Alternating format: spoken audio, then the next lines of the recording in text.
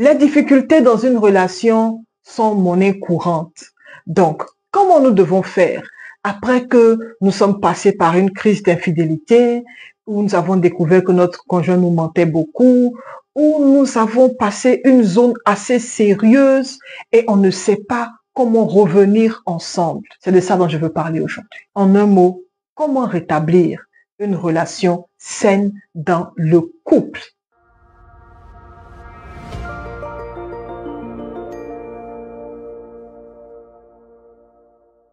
Maria Esther Favor est mon nom. Pour vous qui n'êtes pas encore abonné sur ma chaîne, prenez le temps de pouvoir vous abonner parce qu'ici, on parle de foi, on parle de relations, on parle de préparation au mariage, on parle de comment aider les couples à régler leurs conflits et on parle également de certaines choses qui vont vous être utiles dans votre vie de tous les jours. Si nous voulons établir une relation saine dans notre couple, la première des choses, il faut cibler les domaines qui sont affectés. Si c'est la communication, si c'est la vie sexuelle, si c'est les finances, il faut identifier le domaine ou bien les domaines qui sont source de problèmes ou bien qui sont passés dans cette zone de turbulence-là et qui a laissé beaucoup de dégâts. Il faut les identifier. Toi seul les connais. Ça peut être communication comme ce que j'ai dit, ça peut être finance, ça peut être vie sexuelle, ça peut être gérance de famille, ça peut être caractère, ça peut être spirituel. Toi seul peux identifier. Et quand vous finissez d'identifier ces domaines-là, qu'est-ce que vous devez faire? Vous devez vous fixer des principes. C'est l'une des choses qui manque beaucoup dans la vie de certains couples. Vous n'avez pas de principes. Voici pourquoi tout ce qui arrive vous fait basculer. Voici pourquoi tout ce qui se présente à vous vous emmène à une certaine séparation émotionnelle, ce qui ne doit pas être le cas. Quand on est avec quelqu'un, la persévérance doit nous emmener à pouvoir chercher à bâtir et à continuer de construire ce qu'on a commencé. L'amour a deux phases. Les phases où il y a les sentiments et au bout de quelque temps, maintenant, il faut te battre pour pouvoir soutenir ton engagement avec beaucoup de choses que tu as à l'intérieur de toi. Fixez-vous des principes. Qu'est-ce que vous ne devez pas faire? Qu'est-ce que vous avez fait qui vous a détruit? Il faut en parler et mettez des limites. Je prends un exemple simple. Si c'est le fait que vos parents débarquent trop à la maison et c'est ce qui frustre l'autre, il faut mettre des limites. Ne dites pas non, si je lui parle, Maria Esther, il va se fâcher. Non, si je lui dis que sa mère vient trop à la maison, elle va se fâcher. Regardez, vos parents ont déjà vécu leur vie. Vous êtes en train de bâtir la vôtre. Vous êtes la priorité. Ton conjoint est la priorité. Ta partenaire est la priorité. Ce n'est pas ta famille que tu as laissée. La Bible nous dit que quoi? Que l'homme quittera son père et sa mère et s'attachera à sa femme. Et les deux ne deviendront qu'une seule chair. Ce n'est plus avec tes parents que tu es attaché. C'est maintenant à ta femme. C'est maintenant à ton mari. Et je veux vous encourager à vous voir comme la priorité dans ce mariage-là, pas les parents. Vous pouvez limiter les dégâts si vous vous donnez des principes. Si c'est que financièrement, vous dépensez beaucoup, bien il y a un qui dépense beaucoup, il faudrait prendre des décisions pour limiter les dépenses. Parce que vous savez, avoir un bon couple, être assis financièrement, ce n'est pas seulement dépenser, mais c'est de voir comment faire pour que l'argent puisse rentrer plus que ce qui sort. C'est ce qui va vous rendre plus épanoui.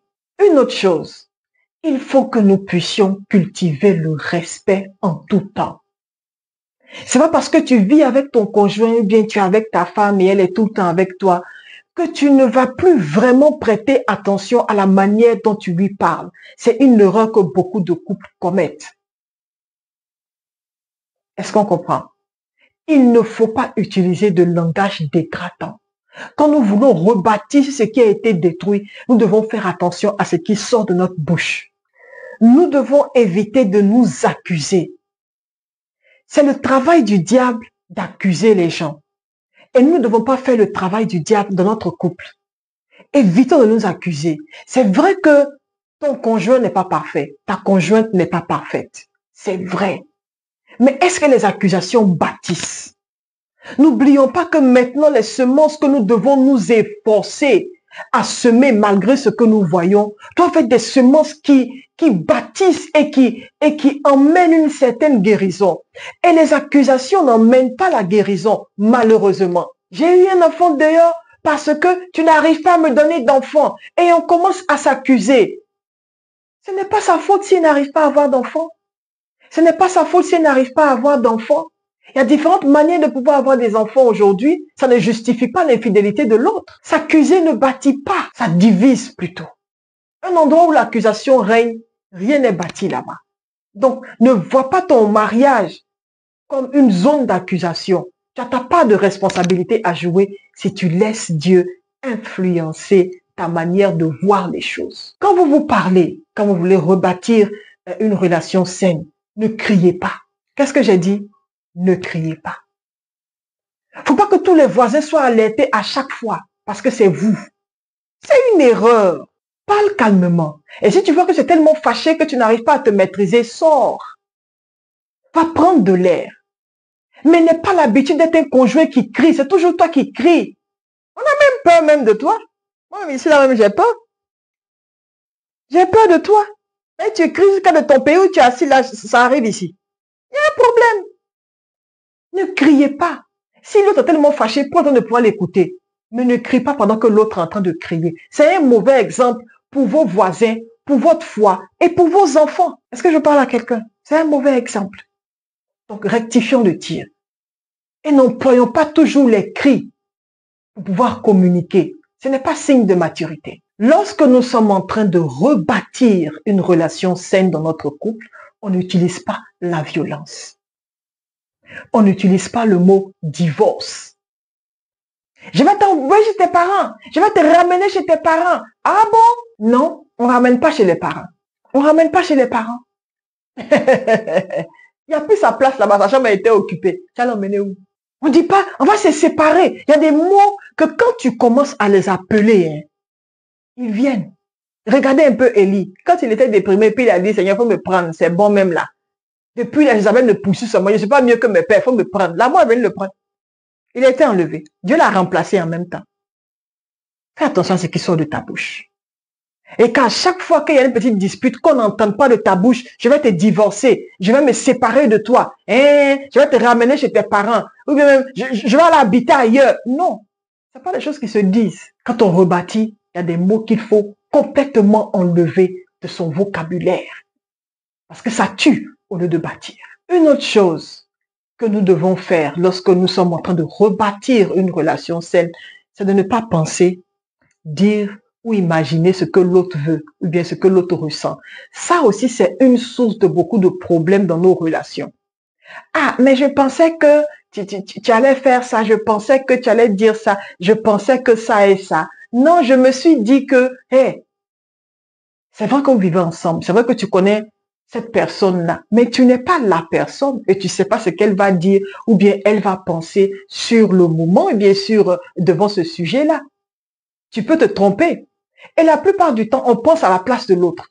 Et quand c'est comme ça, là, l'autre ne se sent plus à l'aise. L'autre n'a plus de voix. Parce que toi seul tu penses, toi seul tu réponds, toi seul tu poses les questions, toi seul tu vis en fait la relation. Et l'autre est absent. Oui, oui, oui. Il faut que ça cesse.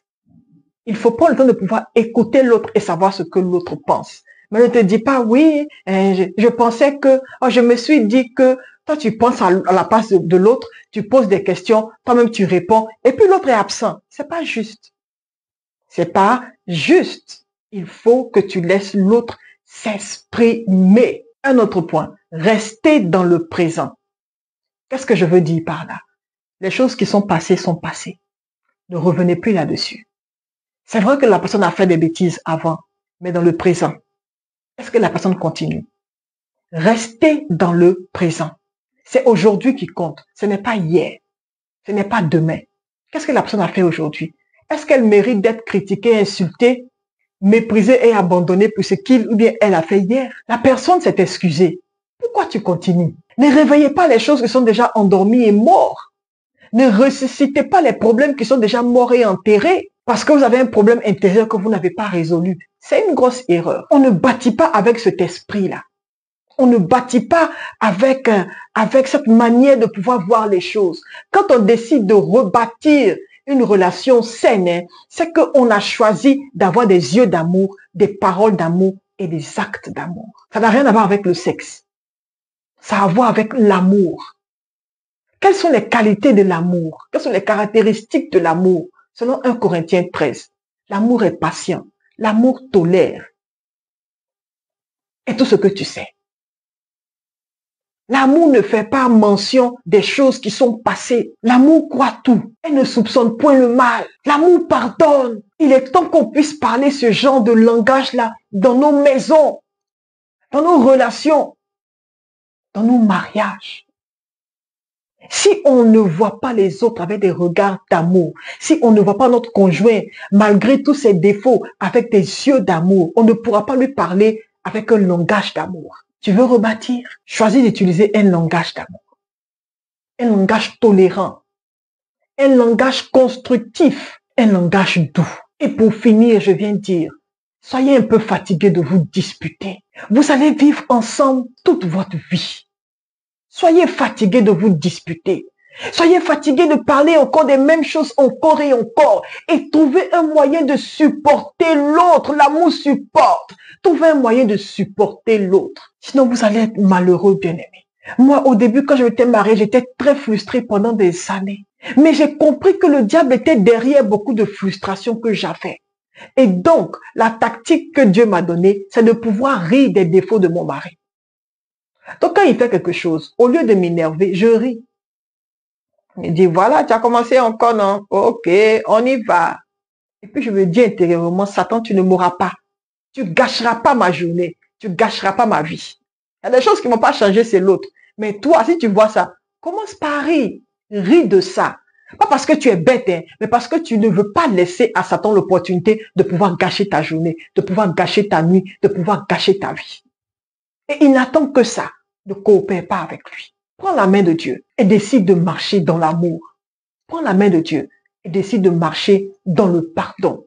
Et laisse Dieu te transformer. L'autre ne parle pas beaucoup parce que cette personne aussi t'accepte tel que tu es. Accepte l'autre tel qu'il est. Et tu verras que votre couple va traverser cette crise difficile-là. Votre couple va être ressoudé. N'oubliez pas, Dieu est avec vous. Mettez-le dans tout ce que vous faites.